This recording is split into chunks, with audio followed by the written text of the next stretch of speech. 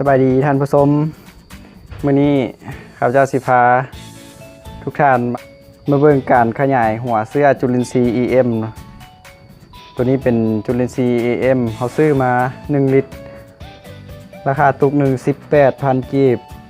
เขาซื้อมาแล้วเขาสิมาขยายออกให้มันได้หลายๆเนาะมาเบิ่งการขยายเนาะเขาสิมี EM แล้วก็น้ำแล้วก็กากน้ำตาลนะตัวนี้เป็นกากน้ำตาลเราใส่ในอันตุก EM เนาะน้ำบรรจุอยู่ 1.50 ลิตรแต่ว่าเราสิใส่บ่เต็มเราสิใส่อยู่ประมาณนี้แต่เราใส่ EM ใส่หัวเสื้อจุลินทรีย์ EM อยู่เราสิใส่อยู่4บวงนี่เนาะสิใส่อยู่4บวงนี้4บวงแกงใส่ไปเลย1บวง2บวง3บวง4บวงนะแล้วก็สีใส่กากน้ำตาลอยู่4บวงคือกันใส่กากน้ำตาล4บวงเราสิบ่ได้ใส่บวงเนาะเขาสิเย็นลงแล้วเขาก็สิกะเอาเลย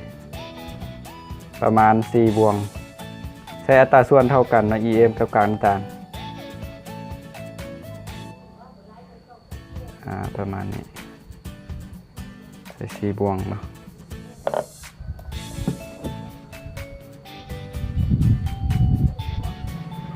จากนั้นก็อัดฝาแล้วก็สั้นให้กากน้ำตาลละลายเนาะ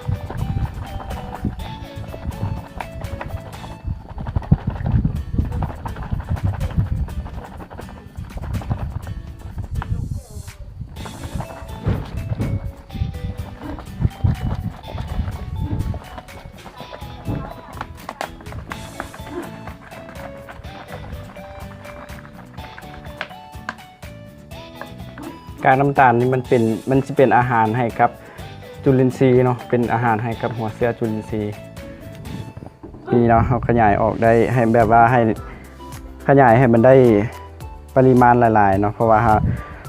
ถ้าเราจะซื้อแบบนี้แบบเข้มข้นแบบนี้มาเลยมันก็จะเป็นการสิ้นเปลืองหลายเนาะอันนี้เราขยายได้เราก็เลยขยายเฮ็ดเองเนาะใส่เองไว้ใส่เองจุลินทรีย์ EM ก็มีประโยชน์หลายอย่างนะจุลินทรีย์ EM ก็แม่นช่วยปรับสภาพความเป็นกรดเป็นด่างในดินและน้ำเนาะแล้วก็ช่วยแก้ไขปัญหาแมงไหม้ศัตรูพืชแล้วก็โรคพยาธิต่างๆที่มาเกิดกับพืชเนาะเราสามารถเอาไปซีดช่วยปรับสภาพดินให้ดินหันพุยเนาะเป็นพุยแล้วก็อมน้ำได้ดีให้อากาศผ่านได้ดีแล้วก็ช่วยกำจัดกลิ่นเหม็นจากฟาร์มสัตว์ว่าฟาร์มคอกเป็ดคอกไก่หรือว่าคอกงัวคอกอย่างนี้เขาก็สามารถเอาไปโหดใส่ได้เนาะให้บ่ส่งกลิ่นเหม็นหลายเนาะแล้วก็ช่วยกำจัดน้ำเสียมีประโยชน์หลายอย่างเนาะ EM นี่เขาจะเฮ็ดในปริมาณหลายเขาก็จะใส่ EM อยู่1ส่วนแล้วก็กากน้ำตาล1ส่วนและน้ำอีก20ส่วนเนาะอัตราส่วนมันสามารถเฮ็ดได้เอาไปใส่เองก็ลองเอาไปเฮ็ดเบิ่งตัวนี้เขาจะมักไว้อยู่7วันเนาะอย่างต่ำ7วันก็แม่นสามารถเอาไปใส่ได้แต่ว่าถ้าหากได้เอาไว้ได้ดนก็ได้เนาะ15วันบ่เดือนนึงก็สามารถใส่ได้มันจะมีจุลินทรีย์ขยายตัวดีเจ้าเนาะสำหรับคลิปนี้ก็จบเพียงเท่านี้เนาะขอบใจสำหรับการติดตามรับชมขอขอบใจสบายดี